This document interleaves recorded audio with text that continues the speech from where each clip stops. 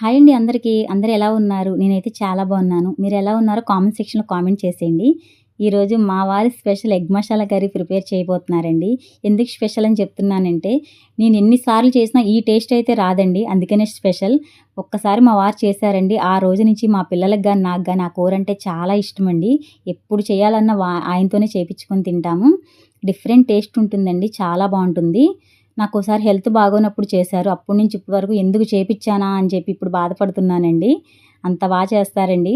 ఆయన కూర తిన్న తర్వాత మా పిల్లలు నేను చేసిన ఆ టేస్ట్ రాలేదని ఏదో ఒక వంక పెడుతూనే ఉంటారండి. దానికోసం మా వారు ముందుగా 2 ఆనియన్స్, 3 టమాటాలు కట్ చేసి పెట్టుకున్నారండి. పెట్టుకొని ఆ రెండిటిని మిక్సీలో వేసేసుకుంటున్నారు. అలాగే 2 మిర్చి కట్ చేసుకొని పక్కన పెట్టుకున్నారండి.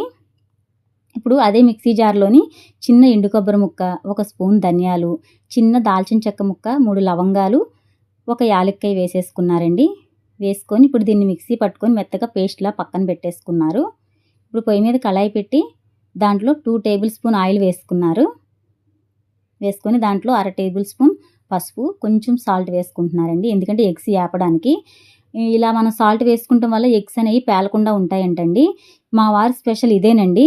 ఎగ్స్ అనేది ఏపుతారు. నేను ఏపనండి. కర్రీలు అలా వేసేస్తాను. ఎందుకంటే ఎగ్స్ ఏపడం అంటే నాకు చాలా భయం. అది ఒకసారి పేలిందండి. అప్పటి నుంచి నేను కూరలో ఎగ్స్ ఏపి వేయనండి. మామూలుగా ఏసేస్తాను. మా పిల్లలకి ఏంటంటే ఏపితే ఇష్టము.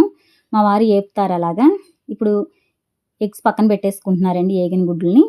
ఇప్పుడు అదే కళాయిలోని మనం ఇందాక పేస్ట్ చేసి పెట్టుకున్న మిశ్రమాన్ని కూడా వేసేసుకున్నారు. వేసుకొని దాంట్లో ఒక 1/2 టీ స్పూన్ అల్లం వెల్లుల్లి పేస్ట్ వేసుకున్నారండి. వేసుకొని అది కొంచెం మొత్తం అంతా కలిసేలాగా కలుపుకుంటున్నారు.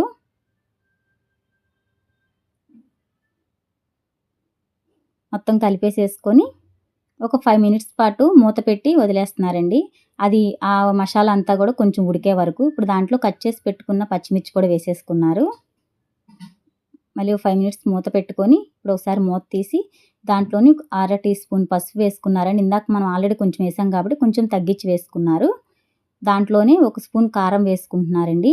ఎందుకంటే మనకి దీంట్లో ఆల్రెడీ మసాలా పేస్ట్ అనేది ఉంది కదా! అందుకోసం కొంచెం కారం తగ్గిచ్చే వేసుకున్నారంట. ఇప్పుడు దాంట్లోనే టేస్ట్‌కి సరిపడా సాల్ట్ కూడా వేసేసుకున్నారు. ఇప్పుడు అదంతా కలిసేలాగా ఒకసారి కలుపుకుంటున్నారు.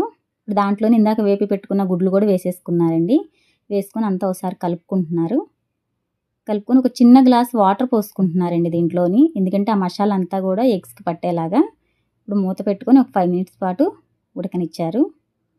మధ్యలో ఒకసారి మూత తీసి చూసుకున్నారండి. మళ్ళీ మూత పెట్టేస్తున్నారు. అంతేనండి. ప్రిపేర్ అయిపోయింది. ఇప్పుడు కొత్తిమీరతో గార్నిష్ చేసేస్తున్నారు. నిజంగా చాలా బాగుంటుంది. ట్రై చేయండి. నచ్చితే లైక్ చేసి సబ్స్క్రైబ్ చేసుకోవడం మాత్రం మర్చిపోమాకండి. Thank you for watching.